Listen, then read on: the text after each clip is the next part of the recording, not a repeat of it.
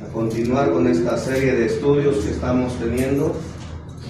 Ya hemos terminado lo que es la doctrina de la Inmaculada Concepción de María. Hemos considerado los argumentos y hemos trabajado con lo que viene siendo este tema. Y vamos a entrar a otro tema que es de la así llamada Virgen María, y es el tema de la virginidad perpetua de María. Virginidad perpetua de María. La doctrina de la virginidad perpetua de María hace referencia a que María concibió siendo virgen y permaneció siendo virgen durante la concepción de Jesús, durante el nacimiento de Jesús, durante toda la vida de Jesús y así. Es decir, que ella fue siempre virgen, que ella jamás tuvo relaciones conyugales y tampoco se llevó a cabo ninguna clase de rompimiento y permaneció virgen. La doctrina de la virginidad perpetua de María inició allá por el 419 en el concilio de Éfeso, pero se reafirmó en el concilio de Letrán por el Papa Martín I, allá en el año 649 después de Cristo.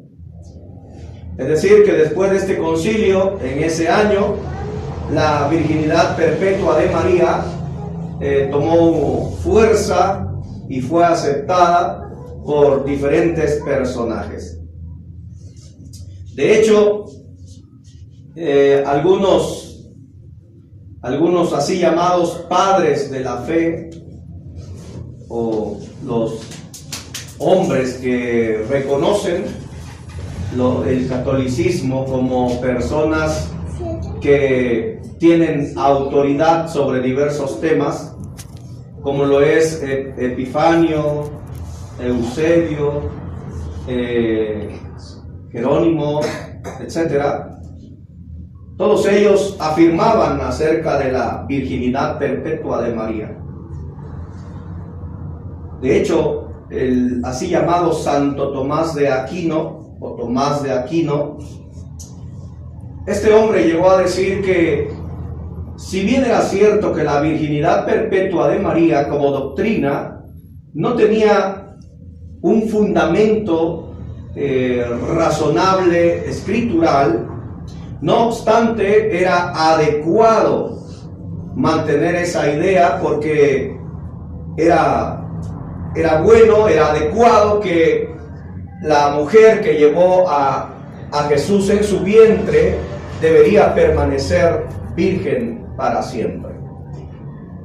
Pero vean lo que llama la atención, ¿no?, del así llamado Santo Tomás de Aquino. No es de que tenga un fundamento escritural, sino que es adecuado, ¿no?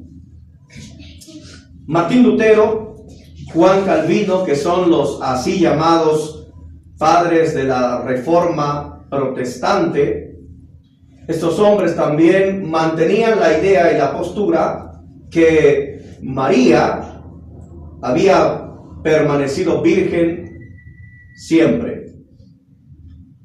Iglesias como las iglesias ortodoxas, iglesias como las luteranas, metodistas, anglicanas, sostienen hasta el día de hoy la virginidad perpetua de María. Ahora, ¿es esto así? Bueno, esa es la doctrina católica. Eso es lo que enseña el dogma y lo que a través de ciertos años de historia hasta el día de hoy se ha sostenido esta idea. Pero ¿es esta doctrina bíblica, es decir, ¿La Biblia lo enseña y sostiene esta doctrina? La respuesta es no. No lo es. Pero bueno, eso hay que probarlo y de eso se trata toda esta clase y las posteriores. Vamos a estar analizando cómo es que esta doctrina de la virginidad perpetua de María no es más que una invención del mundo católico y defendida y sostenida por los apologistas católicos, pero que no tiene un fundamento escritural. Y vamos a ir razonando todos los argumentos, todas las premisas que se presentan para sostener y defender la doctrina de la virginidad perpetua de María. La idea, mis hermanos, es que María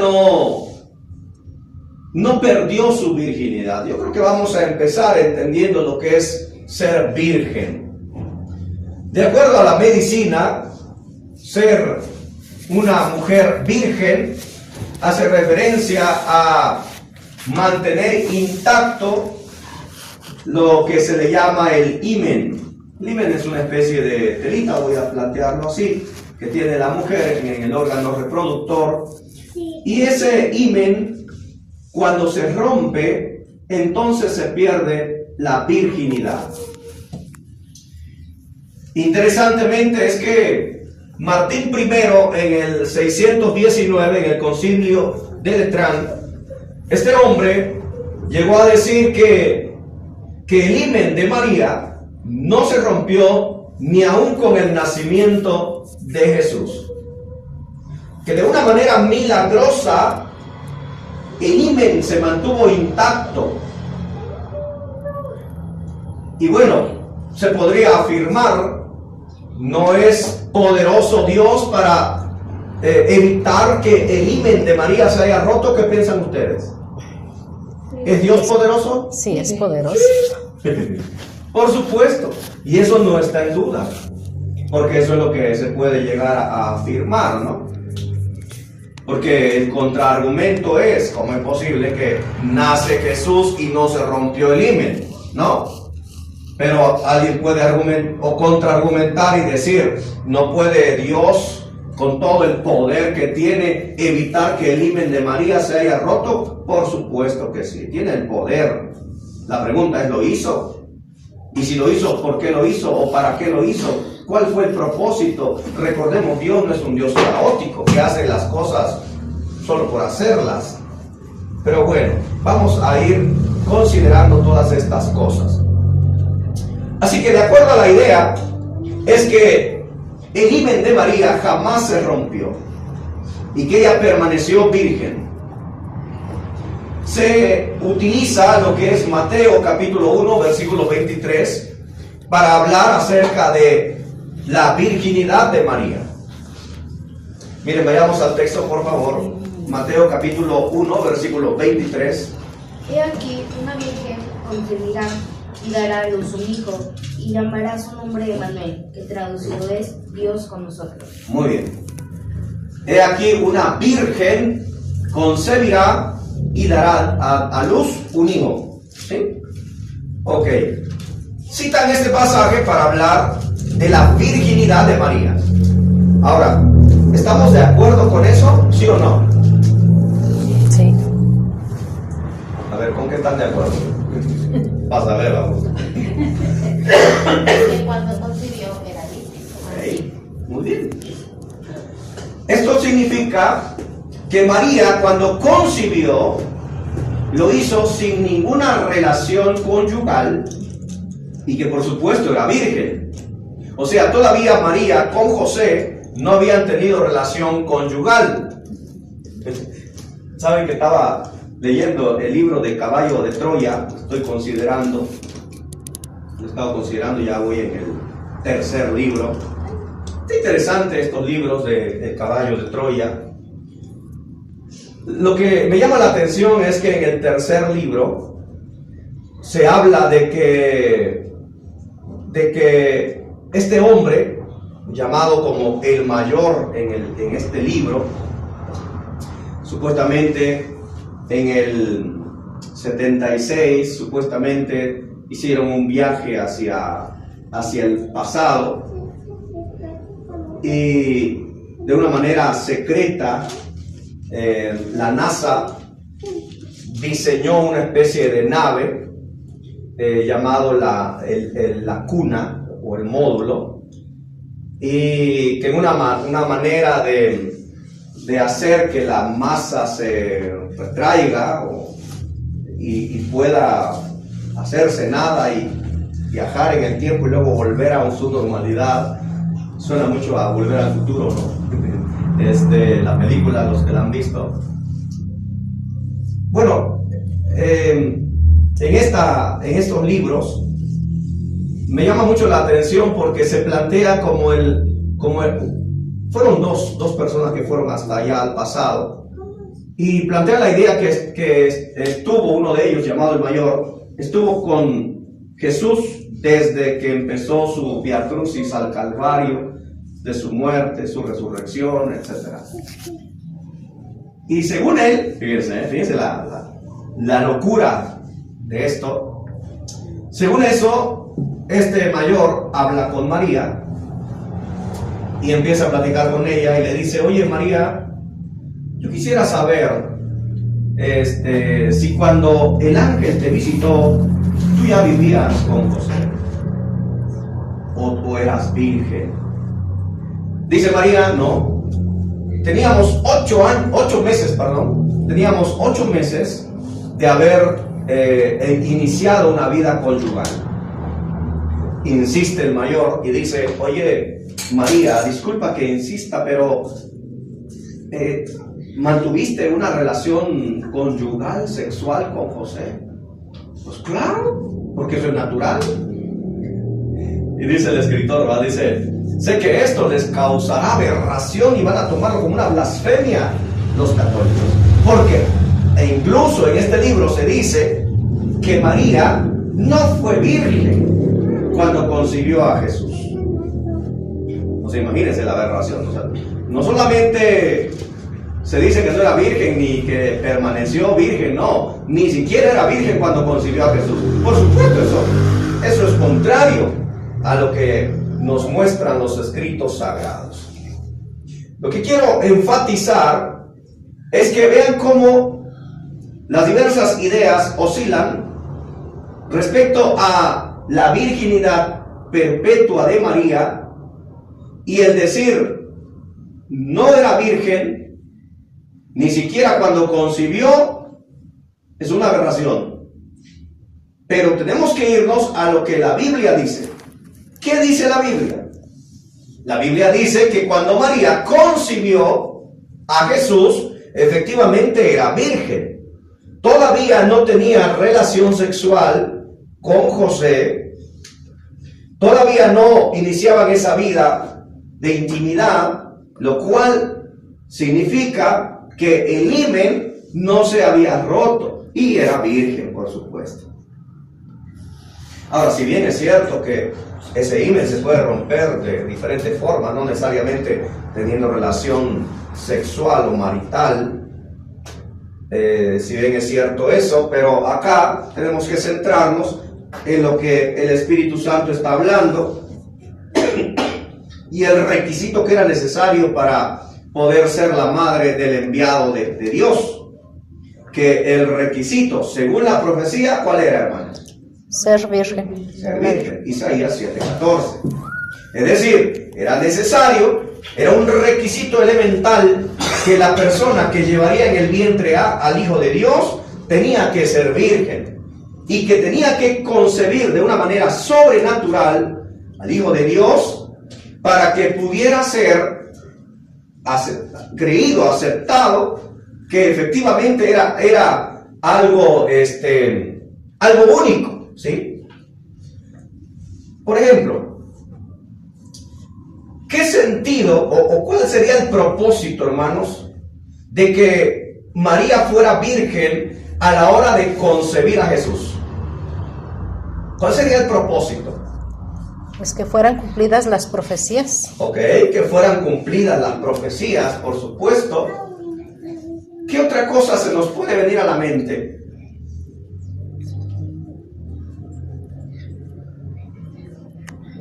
¿Qué más?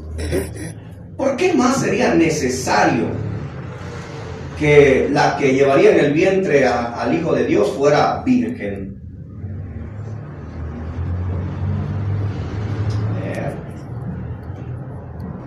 Vamos, teólogos.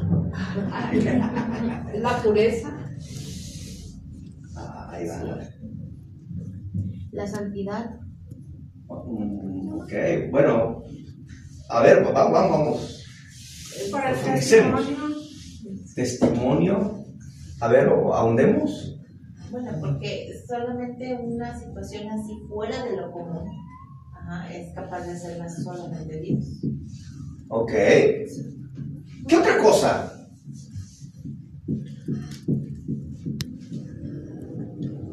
Hay algo ahí que falta. A ver, de nuevo la pregunta, ¿por qué tenía que ser? Virgen la que daría luz al Hijo de Dios. ¿Por qué tenía que ser virgen? A ver, voy a plantearles una hipótesis.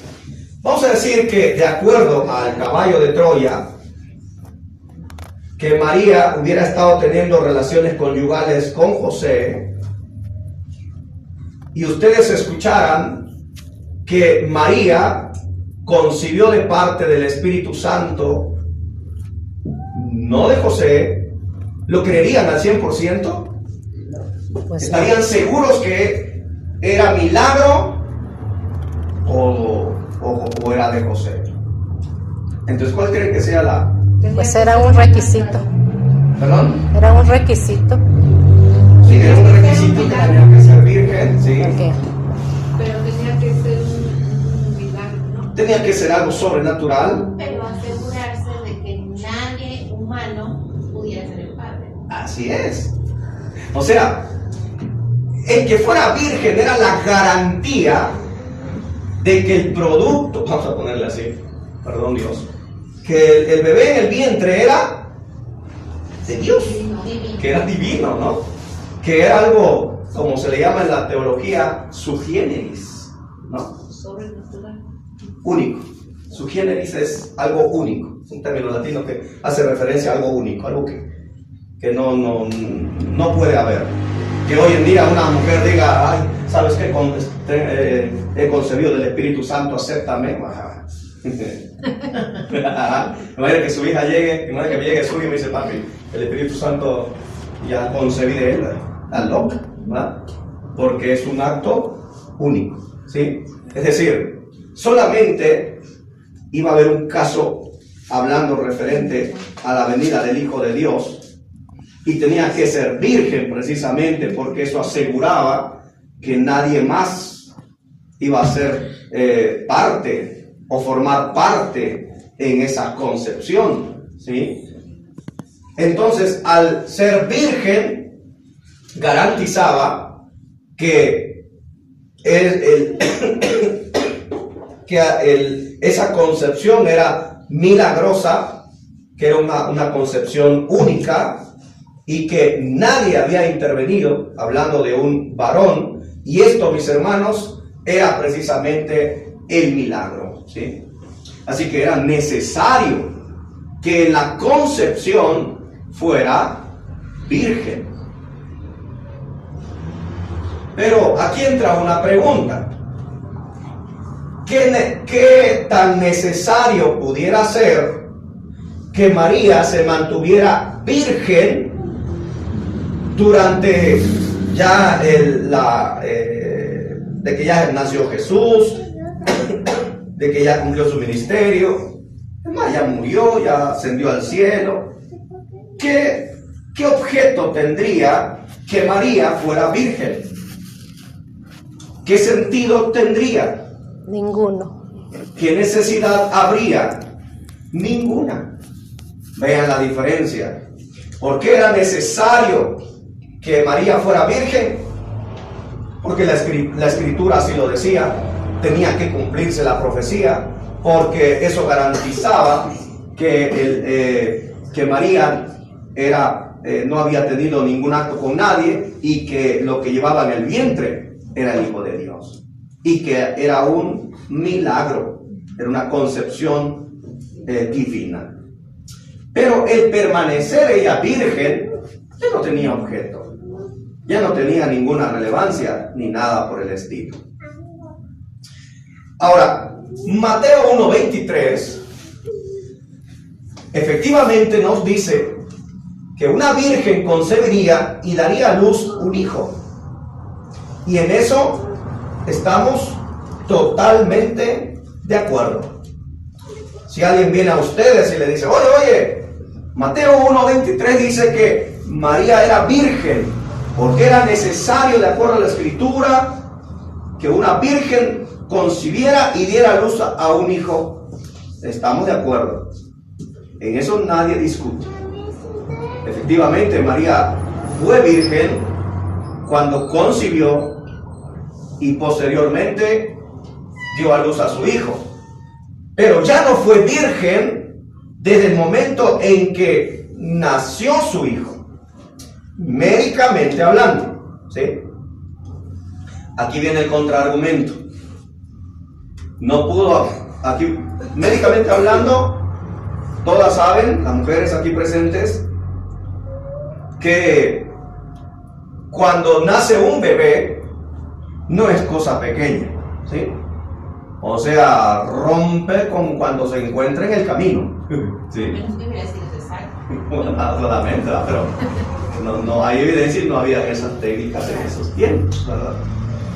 Así que lo que encontramos es que en un parto natural ese bebé tuvo que haber roto todo, ¿sí? Y rompió el himen. Todo, se acabó. Claro, puede venir el contraargumento y decir, ¿no es poderoso Dios para evitar que se rompiera el himen? Por supuesto. Es más, ni siquiera pudiéramos decir que si es poderoso Dios para evitar que se rompiera el himen. ¿No era poderoso Dios o no es poderoso Dios para hacer que simplemente apareciera el Hijo de Dios en la tierra sin necesidad de mujer ni de nadie? Sí, es poderoso, pero ¿lo hizo? No, vino a través de una mujer y nació de una manera natural. ¿Con qué objeto Dios hubiera evitado que el himen de María no se hubiera roto? ¿Cuál sería el objeto? Escrituralmente no hay nada que pudiera probar que Dios hubiera hecho semejante cosa. Número uno, no hay texto bíblico que nos diga que no se rompió el himen. Y mucho menos algún texto que nos muestre una razón del por qué no se rompió el himen. No sé si me voy explicando, hermanos. ¿Sí me van siguiendo? ¿Sí? Entonces, lo que encontramos es que María concibió a Jesús siendo virgen, así lo dice la Escritura, pero no hay texto alguno que nos muestre que haya nacido Jesús de una manera sobrenatural en la que no rompió nada de María, ¿sí? Eso no dice la Escritura. La Escritura solamente da los detalles que nació Jesús, nació en un pesebre. Andaban buscando lugar en un mesón, no encontraron y fueron al pesebre, ahí nació Jesús. Eso nos indica que nació bajo condiciones en las que no estaba en un hospital, no le hicieron una cesárea ni nada por el estilo, sino que nació de una manera natural, rompiendo con ello la virginidad de María, ¿sí? El argumento que les digo de que no es poderoso Dios para evitar que el himen se rompiera es un argumento del apologista llamado Luis Toro, ¿sí? Que de toro no tiene nada. ¿Ok? es el que argumenta así. Pero, ¿qué sentido tendría para que Dios evitara que el himen de María no se rompiera? ¿Cuál es la idea? ¿Cuál sería el propósito, no? ¿Cuál sería el afán de Dios por evitar semejante cosa? Bueno, ahí entran diferentes ideas, pero bueno, esa la vamos a ir refutando poco a poco. Vamos a citar algunos argumentos que presenta la religión católica o algunos de sus apologistas referente a la virginidad perpetua de María. Por ejemplo, acá nosotros encontramos lo que es uno de los argumentos que se presentan, es en Lucas capítulo 1 versículo 34, que dice: Entonces María dijo al ángel: ¿Cómo será esto? Pues no conozco varón. Ok. Dice que María dijo al ángel: ¿Cómo será esto? Pues no conozco varón. Vamos a leer desde el versículo 30 para tener la idea. Desde el versículo 30. Entonces el ángel le dijo: María, no temas, porque has hallado gracia delante de Dios, y ahora concebirás en tu vientre y darás a luz un hijo, y llamarás su nombre Jesús. Este será grande y será llamado Hijo del Altísimo, y el Señor Dios le dará el trono de David su padre, y reinará sobre la casa de Jacob para siempre, y su reino no tendrá fin. Bien, siguiente. Entonces María dijo al ángel: ¿Cómo será esto? Pues no conozco varón. Siguiente.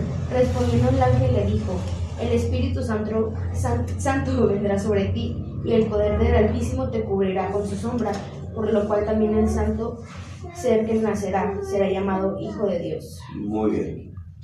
Ok, este es uno de los argumentos que se presentan.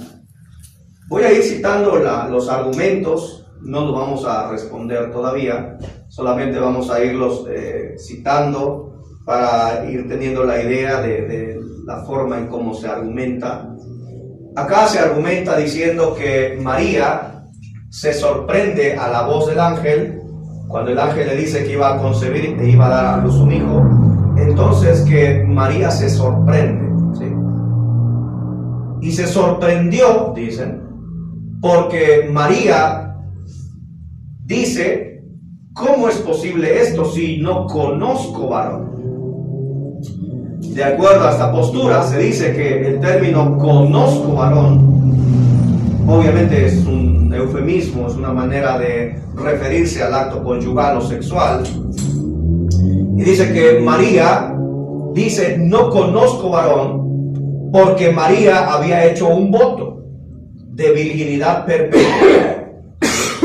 Es la idea de que el término no significa nada más que no conozco ahora, ahorita o en el pasado, sino que hace referencia a que no conoció, no conoce, ni conocerá. Es el argumento.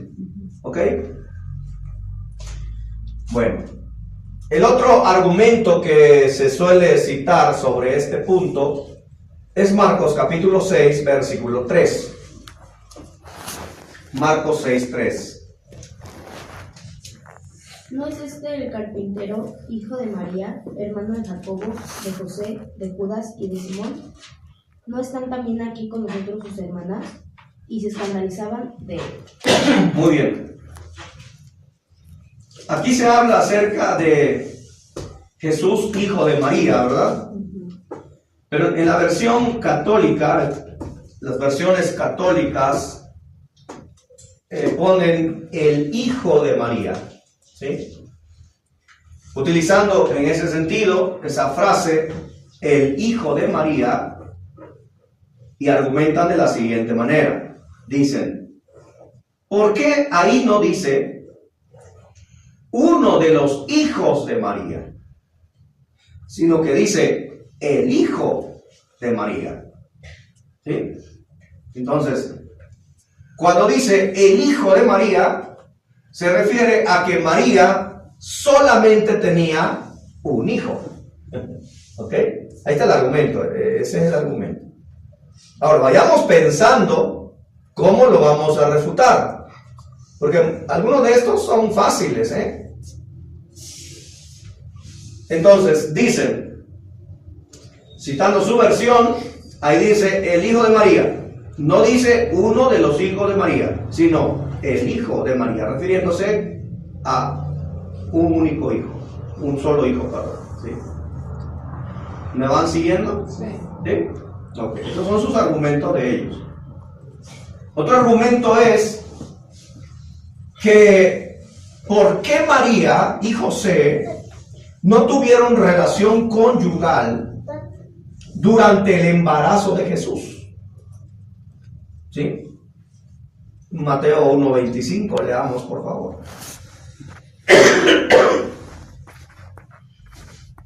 ¿Qué dice? Pero no la conoció hasta que dio a luz no la conoció hasta que dio a luz a su hijo primogénito y le puso por nombre Jesús. Muy bien. Acá dice que no la conoció, o sea, hablando de José, hasta que dio a luz a su hijo primogénito y le puso por nombre Jesús. Dicen ellos, si el tener relaciones sexuales en el matrimonio no es malo, por supuesto, y si en la costumbre judía y aún en nuestra costumbre tener un acto sexual con tu esposa que está embarazada no está mal, ¿por qué José no tuvo relación sexual con ella? Porque, aquí viene la respuesta, porque María había hecho un voto y porque era necesario que la madre del Hijo de Dios permaneciera virgen. ¿Qué tal? Ahí está el argumento. ¿Sí? Espero que después de esta clase no me haga salir directo a la Plaza de Armas. Ok. Luego, hay otro argumento. Hay un argumento que suele utilizarse referente a, bueno, ahí mismo que dice, hasta que dio a luz a qué? A su primogénito. Primogénito, ok. Ustedes dicen, bola de protestantes, hermanos separados y demás, que primogénito es el primero de muchos, ¿verdad? Así es. Así se afirma. Que primogénito es el primero de varios, o de muchos, dependiendo. Por ejemplo, en mi caso fuimos 9. Eliel, que es el primero, fue el primogénito. Fue el primero de 9. ¿Sí? Entonces se argumenta así de que Jesús era el hijo primogénito de María, significando que hay más, que tiene más hijos María, o que tuvo más hijos.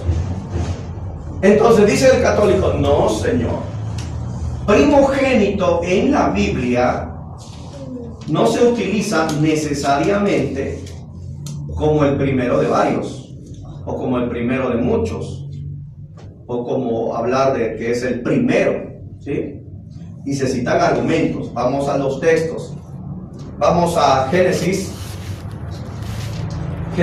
capítulo, vamos a ver, Génesis capítulo 25, versículo 31, ¿qué dice?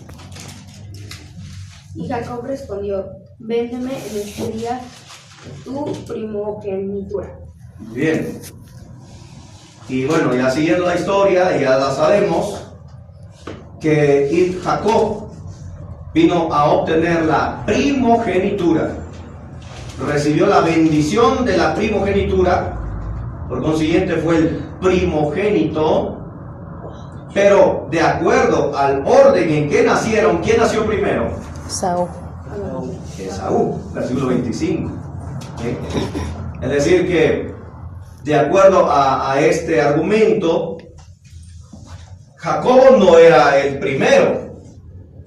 Sin embargo, llegó a ser el primogénito. Entonces, veamos cómo primogénito no significa ser el primero. No sé si me voy explicando, hermanos. ¿Vamos bien? Sí. Por ejemplo, en Génesis, capítulo 41, versículo 52, vamos a leerlo. Génesis 41, 52. ¿Qué dice? Y llamó el nombre del segundo Efraín, porque dijo: Dios me hizo fructificar en la tierra de mi aflicción. Ok. ¿Quién viene siendo el segundo hijo acá? Efraín. Ok. Ubíquenlo bien porque vamos a citar otro. Miren, vamos a Jeremías, capítulo 31, versículo 39. Jeremías 31, 9, perdón. Jeremías 31, 9. Irán con lloro, mas con misericordia los haré volver, y los haré andar junto a arroyos de aguas, por camino derecho, en el cual no tropezarán, porque soy de Israel por padre, y Efraín es mi primogénito. Ok, veamos, Leímos en Génesis 41, 52 que Efraín era el primero o el segundo. El segundo. Luego leemos acá en Jeremías 31, 9 que Dios se refiere a Efraín como su ¿qué? Ahí está. Este primogénito no significa el primero de varios o el primero de muchos. Vayamos a Salmos capítulo 89, versículo 27.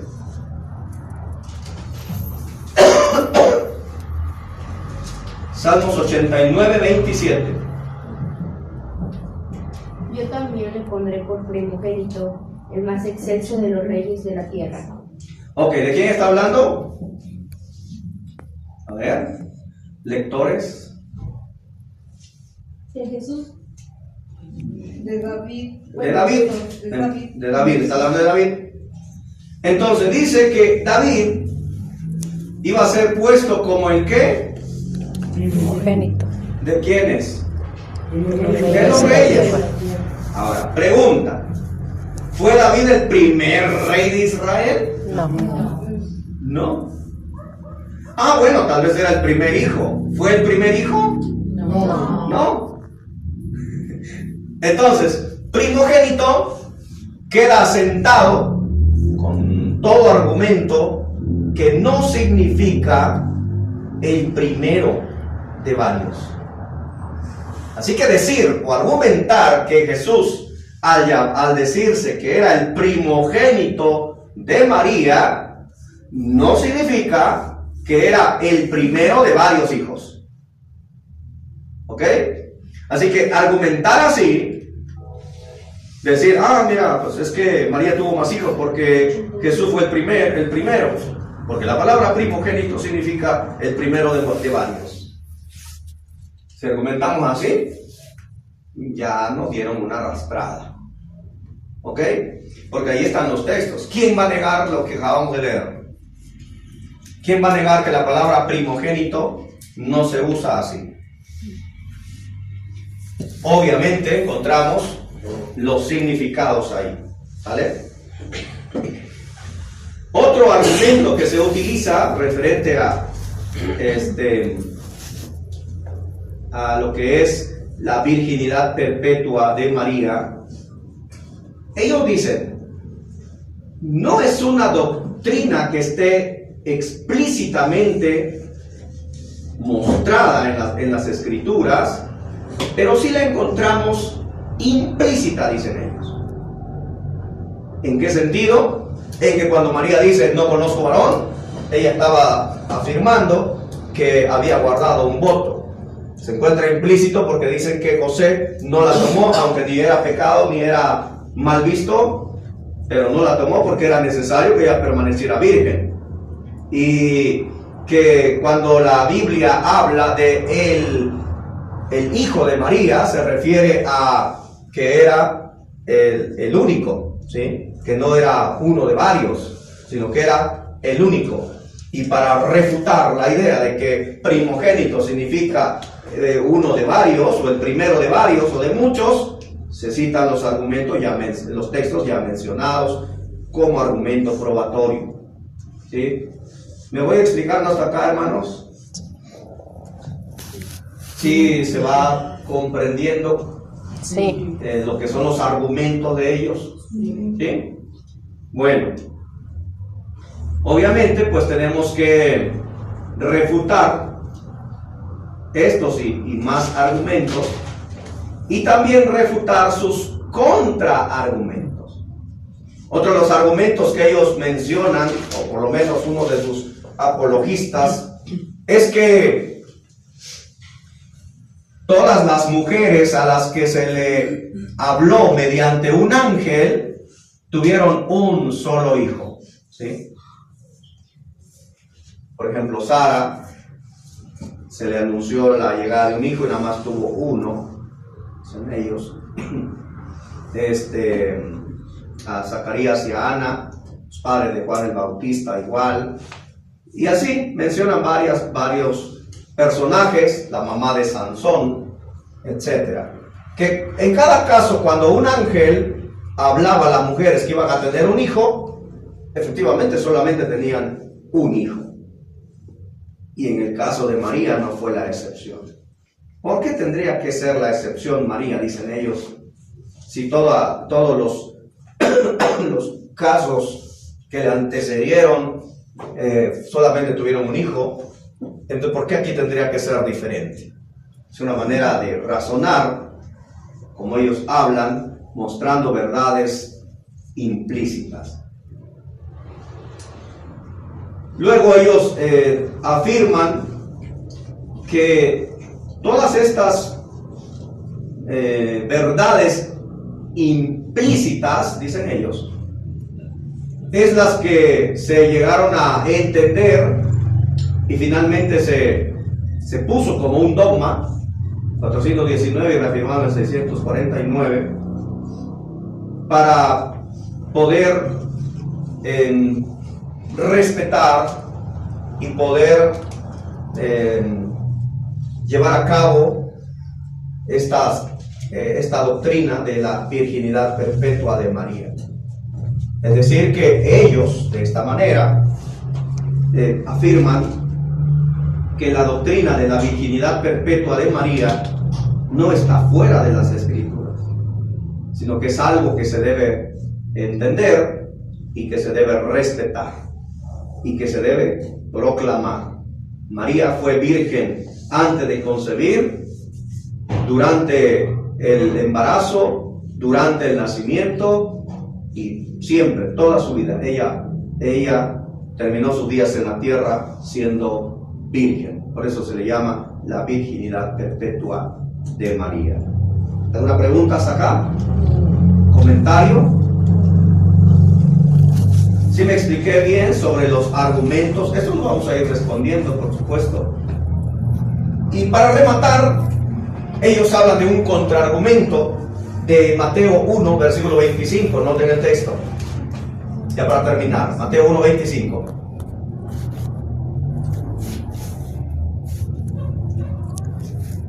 ¿Se dice? Pero no la conoció hasta que dio a luz a su hijo primogénito y le puso por nombre Jesús. Ok. Aquí se argumenta de que no la conoció durante el embarazo, o sea, no tuvo relación sexual, hasta que dio a luz a su hijo primogénito y le puso por nombre Jesús. Esto significa, de acuerdo a cómo se argumenta, que durante el embarazo no tuvo relación sexual José con ella, pero después sí, porque el término hasta significa después sí. Pues ellos dicen, no señor, el hasta no siempre se utiliza así. Por ejemplo, segundo de Samuel capítulo 6 versículo 23, vamos rapidito. Segundo de Samuel 6, 23. 6:23. Segundo de Samuel 6:23. Y Mical, hija de Saúl, nunca tuvo hijos hasta el día de su muerte. ¿Ok? Dice que Mical nunca tuvo hijos hasta el día de su muerte. O sea, ¿qué significa el hasta ahí? Que después sí. No. O sea, si el hasta significa después sí, entonces después sí tuvo hijos. No, ese es el argumento. O sea, el argumento es que el hasta no significa siempre después sí. ¿Sí? Y citan este. Citan también Génesis capítulo 8, versículo 5. Vamos rapidito. 8:5. Y las aguas fueron decreciendo hasta el mes 10º. En el 10º, al primero del mes, se descubrieron las cimas de los montes. Ok. Fueron decreciendo las aguas hasta ¿cuándo? Hasta el mes 10º. O sea, significa que después del 10º mes crecieron otra vez. Ese es el argumento. ¿Vale? Bueno, hasta aquí le paramos. Vamos a continuar.